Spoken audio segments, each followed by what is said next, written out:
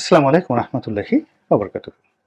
সম্মানিত দর্শক, বাংলাদেশ সেনাবাহিনীর যারা তরুণ কর্মকর্তা, বিশেষ করে সেকেন্ড লেফটেন্যান্ট থেকে একদম লেফটেন্যান্ট কর্নেল পর্যন্ত, তারা দীর্ঘদিন ধরেই আওয়ামী লীগ সরকারের উপর তাদের যে বিরক্তি, এটি আহ, বাড়ছিল এবং 2011-12 সনের দিকে তারা অতটা বুঝতে পারেনি, কিন্তু 14 সনের পরেই এই তরুণ যারা জওয়ান রয়েছেন এবং এর বাইরে যারা সিনিয়র কর্মকর্তা রয়েছেন, যাদের মধ্যে দক্ষতা, অভিজ্ঞতা, প্রফেশনালিজম খুব বেশি, তারা আওয়ামী লীগ সরকারের যে মোটো উদ্দেশ্য, এই জিনিসগুলো তারা কিন্তু বুঝতে পেরেছিল এবং বুঝতে পারার ফলে কি হতো, তারা অসহায়ভাবে অনেক কিছু মেনে নিতে বাধ্য হতেন, কিন্তু নিজেদের মনের মধ্যে এক ধরনের যাকে বলা হয় নেতিবাচক চিন্তা আওয়ামী লীগ সম্পর্কে তাদের সবসময় এটাতে ছিল। এবং যারা সেনাবাহিনীর সংশ্লিষ্ট কর্মকর্তাদের সাথে ঘনিষ্ঠ সম্পর্ক রাখেন, ব্যবসা বাণিজ্য করেন, তারা সহজে এই জিনিসগুলো টের পেতেন। কিন্তু আওয়ামী লীগ ভারতের সহযোগিতায় এত সুকৌশলে জিনিসগুলো করেছে যে ধীরে ধীরে ধীরে ধীরে এই বাহিনীটির যে কার্যক্ষমতা, এই বাহিনীটির যে ইফেক্টিভনেস, এটি কমেছে, এতে কোনো সন্দেহ নেই। এবং আওয়ামী লীগ যদি মোটামুটি আরো 5-6 বছর থাকতো, তাহলে এই বাহিনীর যে অবস্থা কি হতো একমাত্র আল্লাহ রাব্বুল আলামিন জানে। জেনারেল শফিউদ্দিন, যিনি সেনাপ্রধান ছিলেন, তার একটা সাক্ষাৎকার দেখেছিলাম। তিনি চ্যানেল আই তৃতীয় মাত্রাতে সাক্ষাৎকার দিয়েছিলেন এবং তিনি খুব গদগদ হয়ে, তখন তিনি সেনাপ্রধান না, অন্য পদে আছেন, তো গদগদ হয়ে তিনি বলছিলেন, সম্ভবত সিজিএস হিসেবে ছিলেন, যে আমরা মাননীয় প্রধানমন্ত্রীর প্রতি কৃতজ্ঞ। আপনারা জানেন, তিনি আমাদেরকে 3 বেলা খেতে দিচ্ছেন, 3 বেলা ভাত খেতে দিচ্ছেন। আমরা কখনো 3 বেলা ভাত খেতে পেতাম না, আমাদের অ্যালাউড করা ছিল না, আমরা 3 বেলা ভাত খেতে পারছি। তো সেই কথা শোনার পরে আমার এত হাসি পেয়েছিল যে আমি আমার নিজস্ব উৎসাহ থেকেই আমি যত মিলিটারি এক্সপার্ট রয়েছেন, জিনিয়াস রয়েছেন, তাদের লেখা বইগুলো, তাদেরকে নিয়ে তৈরি করা বিভিন্ন ডকুমেন্টারিগুলো আমি দেখি, ঘন্টার পর ঘন্টা বসে দেখি অনেক দিন ধরে। আলেকজান্ডার এই যুদ্ধে কেন জয়লাভ করলেন, সার্গন দ্য গ্রেট কেন সেখানে যুদ্ধে গেলেন, কেন জুলিয়াস সিজার সবার আগে জার্মানি দখল করতে গেলেন, কেন তার জন্য সেটা দরকার ছিল কৌশলগত দিক থেকে, এই বিষয়গুলো নিয়ে মানে কি হলো, যখন অবসর সময় না, আমার এই মিলিটারি এই বিষয়গুলো খুব ভালো লাগে। তো কাজেই সেনাবাহিনীর পোশাক, বুট, তাদের অস্ত্র, তাদের হ্যাট, তাদের চলাফেরা সবকিছুর মধ্যেই আমি কিছুটা না কিছু দেখতে পাই যে এর মধ্যে দক্ষতা, অভিজ্ঞতা কি আছে।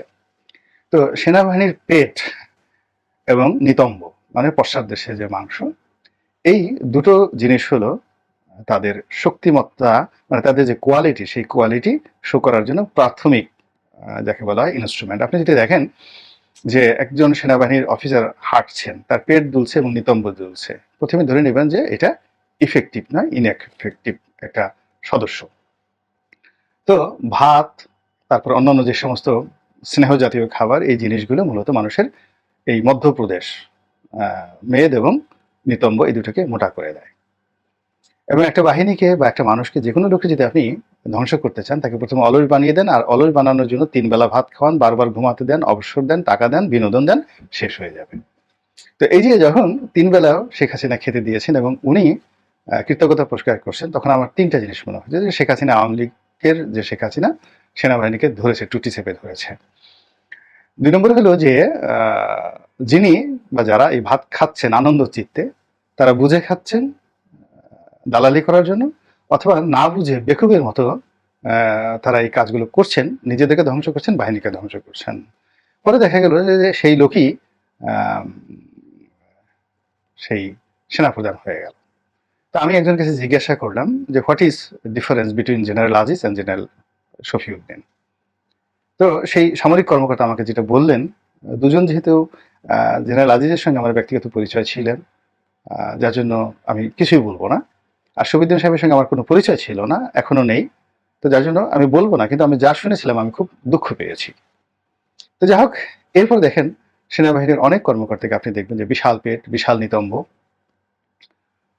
এবং তারা যখন প্যারেড করতে আসে, তারা যখন সেই এরশাদের জমানাতে যখন প্যারেড হতো, কিংবা আপনার জেন্টলম্যান ক্যাডেট হিসেবে যখন বিএমএ থেকে বের হয়, তাদের মধ্যে যে স্পিরিট থাকে, আমাদের যে এখানে ন্যাশনাল প্যারেডগুলো হয়, সেই প্যারেডে গিয়ে আপনি যারা প্যারেড পরিচালনা করে দেখলেই আপনি বুঝতে পারবেন যে শেখ হাসিনার ভাত, ৩ বেলা ভাত এদেরকে কি পরিমাণ ক্ষতি করেছে। এরপরে যেটি হলো তাদেরকে ব্যবসা বাণিজ্য, তারপরে বিভিন্ন অর্থনৈতিক কর্মকাণ্ড, রাষ্ট্রের বিভিন্ন লোভনীয় পদ পদবি, এই জিনিসগুলোতে তাদেরকে জড়িয়ে ফেলা হয়েছে। সিভিল অ্যাডমিনিস্ট্রেশনের সঙ্গে তাদের অ্যাটাচমেন্ট, পররাষ্ট্র মন্ত্রণালয়ে তাদের অ্যাটাচমেন্ট, এবং আমি এই যে জাতিসংঘের মিশনে তাদের যাওয়া, এটা আমি কখন থেকেই পছন্দ করিনি। ভাড়াটিয়া শূন্য হিসেবে খাটা আমার কাছে মনে হয় না। একটা রাষ্ট্রের যদি প্রয়োজন না থাকে, তার যাওয়ার দরকার নেই। আমার টাকা আছে, আমি royal military academy of England, সেখানে গিয়ে আমার কর্মকর্তাদেরকে আমি ট্রেনিং দিয়ে নিয়ে আসবো।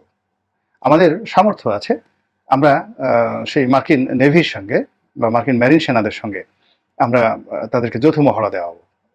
তো এটা হলো সক্ষমতা। কিন্তু আমাকে উগান্ডা পাঠিয়ে, বুরুন্ডি পাঠিয়ে সেখানে ঝোপঝাড় জঙ্গলের মধ্যে আমাদের সেনা কর্মকর্তাদেরকে বসিয়ে রেখে তারপরে কিছু ডলার তারা ইনকাম করে নিয়ে আসবে, এবং যারাই মিশন থেকে ফেরত এসেছে তাদের আসলে বেশিরভাগই পরবর্তীতে চাকরি ছেড়ে দিয়েছে, একটা বাড়ি, একটা গাড়ি কেনা, এরপর খুব স্বাভাবিক জীবনযাপন করে তারা অবসর নিয়েছে। তাদের মধ্যে সেনা প্রধান হওয়ার, দেশকে নেতৃত্ব দেওয়ার ওরকম আকাঙ্ক্ষা খুব জাগ্রত হয়েছে আমি দেখিনি, বেশিরভাগ ক্ষেত্রে দেখিনি।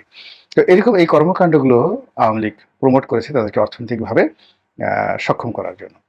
এরপর যে কাজটি করেছে সেটি হলো, এই সেনাবাহিনী একটা খুব প্রফেশনাল একটা বাহিনী, এবং এখানে তারা গর্ব করে তাদের পোশাক নিয়ে, গর্ব করে তারা ফ্লুয়েন্টলি নিজেরা নিজেদের মধ্যে ইংরেজিতে কথা বলে, তারপর তারা কাঁটা চামিচ দিয়ে খায়, তাই পরে। এটা ইন্টারন্যাশনাল স্ট্যান্ডার্ড তারা মেনটেন করতে চায়। আমি সেই ৮২-৮৩ সন থেকে খুব ক্লোজলি, আমার ফুফা বিডিআরের কর্মকর্তা ছিলেন, আমি সেই আমার যে ঢাকা কলেজে আমি পড়ছি যখন, তখন অনেকটা সময় আমি সেই বিডিআরের মধ্যে ছিলাম। তো যার জন্য সেই সামরিক বাহিনীদের যে কর্মকাণ্ড, সেটা আমি ওখানে বসে দেখেছি, যেহেতু আমার ওই কিউবিডিআরের মধ্যে অনেক দিন, ১ বছর ১.৫ বছর থাকার সুযোগ হয়েছিল, একদম গোল্ডেন টাইম। এবং তখন বিডিআরে যারা ডিজি ছিলেন, যারা এমনকি মেজর হয়ে আসছেন, অফিসার্স মেসে যাইতাম, যে সকল ক্যাপ্টেন মেজর সেখানে থাকতেন, একা একা থাকতেন, মানে অনেক তরুণের স্বপ্ন কেড়ে নিতেন তারা। তরুণরা মনে করতো যে আমাদের আসলে সেনাবাহিনীর কর্মকর্তা কর্মচারী হওয়া উচিত। কিন্তু এখন এই পর্যায়টা কোন পর্যায়ে চলে আসছে, আমি দেখলাম যে দুটো উদাহরণ বলি। আমার এলাকার এক টাউট, একেবারে গ্রাম্য ভিলেজ পলিটিক্সের টাউট, এলাকা, আমি যখন এমপি ছিলাম এদেরকে এলাকা ছাড়া করেছি। তো এলাকা ছাড়া করেছি, কিন্তু আপনি যখন ভালো কাজ করবেন, কাউকে শাসন করলেও সে কিন্তু আপনাকে শ্রদ্ধা করবে। তো ওই টাউট জানে সে টাউট, আর আমি যে কাজে তাকে এলাকা ছাড়া করেছি সে জানে যে ভালোর জন্য করেছে। যাই হোক, সে ঢাকায় এসে টাউটারি করতে করতে সে অনেক বড় হয়ে গেছে, টাকা পয়সা মালিক হয়ে গেছে। তো আমি আমার স্ত্রী সন্তানদেরকে নিয়ে একবার 2016-17 সনের দিকে পূর্বাচলে গিয়েছি, এবং পূর্বাচলে যেখানে যাকে বলা হয় ওই বাজার বসতো, বৈকালিক বাজার বসতো, ওখানে বসে মিষ্টির দোকানে ঘোরাফেরা করছি, আশেপাশে ঘোরাফেরা করছি, ওই টাউটে এসে আমাকে একটা সালাম দিল। তা বললাম, বাবা কে তুমি? বলে যে, স্যার আমাকে চিনতে পারলেন না, আমি অমুক অমুক অমুক অমুক। তবুও আমি চিনতে পারলাম না। বলে যে আমার বাড়ি অমুক জায়গাতে। তখন আন্দাজ করলাম, আচ্ছা ঠিক আছে বাবা, তুমি এখানে কি করো? তো বলে, আমি তো এরকম কন্ট্রাক্টারি করি, সেনাবাহিনীর সঙ্গে কাজ করি, এই এই যে পূর্বাচলের যে মাটি ফেলার যে সমস্ত কাজ সেনাবাহিনী করছে, অনেকগুলো কাজ করছে, আমি তাদের মাটি সরবরাহ করি। ভালো। আমি তাকে পাত্তা দিচ্ছিলাম না। তো সে খুব নিজের গুরুত্ব বোঝানোর জন্য সে বলছিল, আমার উত্তরাতে আমি বাড়ি করে ফেলেছি, ৫ তলা বাড়ি করে ফেলেছি, ইত্যাদি ইত্যাদি ইত্যাদি। আমার ২ জন বন্ধু আছে, তাদের সঙ্গে আপনার পরিচয় করে দেয়। এই আসেন আসেন আসেন ভাই ভাই, আসেন আসেন আসেন। এই ২ জনকে সে ডাকলো। তারা এসে পরিচয় দিল, সিভিল ড্রেস, ওখানে আসছে ওর সঙ্গে বেড়াতে। এবং অবাক করার ব্যাপার হলো, তারা বলল যে সিটিং ব্রিগেডিয়ার, সার্ভিং ব্রিগেডিয়ার, ২ জন ব্রিগেডিয়ার ওর বন্ধু। মানে আমি কি মরবো না বাঁচবো? অবাক হয়ে গেলাম। এর দ্বিতীয় আরেকটা ঘটনা বলি। এটা ২০১৭ সনের ঘটনা। এই ঢাকার পুবাইলে একজন চেয়ারম্যান আছে, তার বাড়ি আছে ৮-১০, ২০-২৫ বিঘা জায়গার উপর সুন্দর একটা বাড়ি, এটা পিকনিক স্পট হিসেবে ভাড়া দেয়। তো এরকম একটা পার্টি ভাড়া নিচ্ছে, তারা আমাকে দাওয়াত করেছে, আমি সেখানে বেড়াতে গিয়েছি। তো বেড়াতে যাওয়ার পর ওই বাড়ির যে মালিক, সে আসছে, ওখানে চেয়ারম্যান, স্থানীয় চেয়ারম্যান, এবং তার ওখানে কয়েক শত বিঘা, কয়েক শত না, হাজার বিঘা জমি আছে পুবাইলের ওই এলাকাটিতে। তো স্পিনিং মিল আছে, ব্যবসা বাণিজ্য করে বেশ ধনী। তো সে আমাকে আসলেন, বলল, রনি ভাই আপনার খুব ভক্তি, ইত্যাদি ইত্যাদি ইত্যাদি। তা বললাম যে আপনি বাড়িটা তো আহ, খুব সুন্দরভাবে মেনটেন করেছেন, সুন্দরভাবে মেনটেন করেছেন। তো বলে যে এটা কি এমনি এমনি মেনটেন হয়? এটা মেনটেন করার জন্য আমি একজন অবসরপ্রাপ্ত ব্রিগেডিয়ারকে আমি নিয়োগ দিয়েছি। আমার শরীর থরথর করে কাঁপতেছিল। আরেকটা দুঃখের কাহিনী শুনে যে কিভাবে ডেভিয়েশন হয়েছে। বাংলাদেশে একটা বিখ্যাত শিল্প গ্রুপ, তাদের প্রতিষ্ঠানে ৪০-৪৫ হাজার লোক চাকরি করে। যদি প্রমাণ চান, প্রমাণ সহ আমি দেব। তো সেই প্রতিষ্ঠানের এক মালিককে বলে আমি একজন কর্নেল পদমর্যাদার লোককে সেখানে চাকরি দিয়ে দিলাম। সে প্রজেক্ট ডিরেক্টর হিসেবে কাজ করেন। তো প্রজেক্ট ডিরেক্টর, তো একদিন দেখি সেই কর্নেল সাহেব বেশ প্রফেশনাল, মুখ কালো করে আসছেন।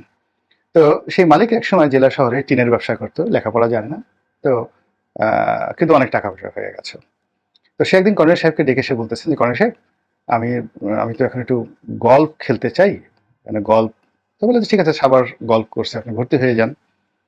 কিন্তু সমস্যা হলো যে মালিক বলতেছে যে আমাকে তো কেউ চেনে না, সালামও দেবে না, সালামও দেবে না। তো আমি একজন মেজর জেনারেলকে উপদেষ্টা হিসেবে নিয়োগ দিতে চাই। তো কর্নেল সাহেব বিরক্ত হয়ে বললেন যে, মেজর জেনারেল এখানে কি করবেন? বলতে তিনি কিছুই করবেন না, অফিসে বসবেন, মাসে এত টাকা বেতন পাবেন, বেশ একটা লাঞ্ছনা পাবেন এবং আমার সঙ্গে গল্ফ খেলতে যাবেন। যেহেতু তিনি গল্ফ খেলবেন, আমিও খেলবো, আমাকে তিনি শিখাবেন। আর যাকে বলা হয় যে তাকে লোকজন সালাম দেবে, আর্মির লোকজন, আমিও সালাম পাবো, আলটিমেটলি আমার একটা সোসাইটি গড়ে উঠবে। তো তিনি খুব বিরক্তিরে রেখে রাগত সুরে বললেন যে এটা সম্ভব না, কোনো মেজর জেনারেল পদের কোনো লোক আসবেন না এখানে, এটা হবে না। তো সে মালিক বলে, আরে কি ভাই, আপনি বলে দেখেন না, কর্নেল সাহেব এত রাগ হচ্ছেন কেন, বলে দেখেন না। তো সেই কর্নেল সাহেব করলেন কি, খুব রাগ হয়ে, জিদ হয়ে, তার জানা মতে সবচেয়ে ব্যক্তিত্ববান একজন রিটায়ার্ড, মানে যাদেরকে তিনি ছিলেন সবচেয়ে ব্যক্তিত্ববান, সবচেয়ে রাগী, এবং যিনি এক মুহূর্তে না করে দেবেন যে এত বড় সাহস, তুমি এই কথা বলতে আসছো, তো তার কাছে গিয়ে প্রস্তাবটা দিলেন। এবং অবাক করার ব্যাপার হলো, প্রস্তাব দেওয়ার সাথে সাথে তিনি সেটা গ্রহণ করলেন এবং সেই অফিসে গিয়ে যোগদান করলেন। এবং ওই দৃশ্য দেখে কর্নেল সাহেব এসে আমার কাছে বললেন যে, দেখেন আমাদের কি পরিমাণ ডেভিয়েশন হয়েছে, এটা আমি স্বপ্নে কল্পনাও করতে পারি নাই। আমার এক বন্ধু আছেন, তার অফিস একজন খুব ঝানু ব্রিগেডিয়ার সে নিয়োগ দিয়েছে। তো সেই বন্ধু বিভিন্ন জায়গায় আম পাঠায়, জাম পাঠায়, তার বাগান বাড়ির আম পাঠায়, সে আমের নিচে লেখা থাকে সৌজন্যে ওই ব্রিগেডিয়ারের নাম লিখে দেয় যে সে পাঠিয়েছে অন বিহাফ অফ অমুক গ্রুপের পক্ষে। এটা এরশাদ জমানাতে একজন ক্যাপ্টেনও ক্যাপ্টেনকে এই প্রস্তাব দেওয়ার জন্য বাংলাদেশের কোনো শিল্প প্রতিষ্ঠান সাহস পেত না। তো এই ভাত খাওয়া পার্টি এই পর্যায়ে চলে এসেছে। এখন এই যে সেনাবাহিনীকে এই পর্যায়ে নেওয়ার জন্য আওয়ামী লীগের যে মাস্টার প্ল্যান, এই কাজটি তারা করেছিল যে বঙ্গবন্ধু হত্যাকাণ্ডকে তারা গ্রহণ করতে পারেনি এবং তারা মনে করেছে এই ঘটনার সঙ্গে সেনাবাহিনী জড়িত এবং বঙ্গবন্ধু সেনাবাহিনীকে বিশ্বাস করতেন না। কেন জানি তিনি বিশ্বাস করতেন না, হয়তো আইয়ুব খান, টেক্কা খান, ইয়াহিয়া খান এদের দ্বারা এতটা নির্যাতিত হয়েছেন, ফলে মিলিটারি সম্পর্কে তার একটা ভয় ছিল এবং তিনি মিলিটারি বিকল্প পুলিশকে, রক্ষী বাহিনীকে এম্পাওয়ার করতে চেয়েছিলেন। তার কন্যারও একই অবস্থা, তিনি পুলিশকে সর্বোচ্চ হাইয়েস্ট প্রিভিলেজ দিয়েছে। এবং আপনি জানেন যে পুলিশ এবং সেনাবাহিনীর মধ্যে একটা মনস্তাত্ত্বিক দূরত্ব রয়েছে এবং তিন বাহিনীর মধ্যেও একটা মনস্তাত্ত্বিক দূরত্ব। আমি দেখেছি যে নৌবাহিনী, তারপরে বিমান বাহিনী, সেনাবাহিনী, তারা একে অপরকে মনে করে তারাই শ্রেষ্ঠ, তারাই ক্ষমতাবান। তো অফিসার্স ম্যাচগুলোতে গেলে এই জিনিসগুলো খুব মুখরোচক অনেক দৃশ্য দেখা যায়। তাই পুলিশের এক কর্মকর্তা, সে বিএনপি মাইন্ডেড কর্মকর্তা এবং আওয়ামী লীগের দ্বারা চাকরিচ্যুত হয়েছে, বড় কর্মকর্তা। তো তিনি আমাকে একদিন বললেন যে, ইস, মানে আমার পুলিশকে রিফর্ম করার জন্য যে আমার প্ল্যানগুলো ছিল, এই প্ল্যানগুলো যদি আমি শেখ হাসিনাকে বলতে পারতাম, এটা বিএনপির পক্ষে সম্ভব হবে না। এর কারণ হলো শেখ হাসিনা মনে প্রাণে সেনাবাহিনী বিরোধী এবং সে মনে প্রাণে পুলিশকে রিফর্ম করতে চায়।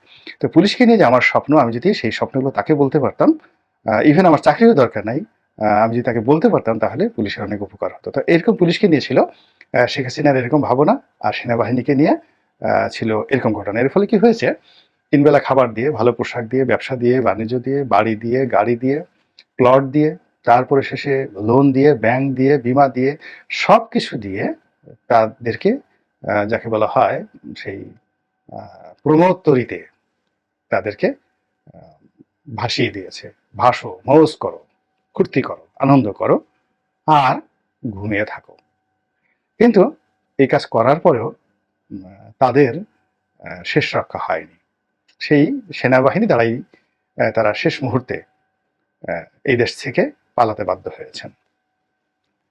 এখন যারা নতুন সরকারে আছেন, তারা যদি এই আওয়ামী লীগের এই কুকর্ম থেকে বাহিনীকে রক্ষা করে এই বাহিনীটিকে সত্যিকার অর্থে একটি প্রফেশনাল, ইফেক্টিভ একটা বাহিনীতে রূপান্তরিত করতে পারেন, আমি মনে করি তাদের অনেক শুভ কর্মগুলোর মধ্যে এই শুভ কর্মটি হবে সবচেয়ে গুরুত্বপূর্ণ শুভকর্ম, কেননা এই জায়গাতে সংস্কার হলে খুব দ্রুত এই সংস্কারটি বাস্তবায়িত হবে। অল্প কিছু সিদ্ধান্ত, 4 থেকে 5টি সিদ্ধান্ত নেওয়ার সঙ্গে সঙ্গে এই বাহিনীটি ঘুরে দাঁড়াবে। আল্লাহ আমাদের সবাইকে হেদায়েত দান করুন এবং হেফাজত করুন। আসসালামু আলাইকুম ওয়া রাহমাতুল্লাহি ওয়া বারাকাতুহু।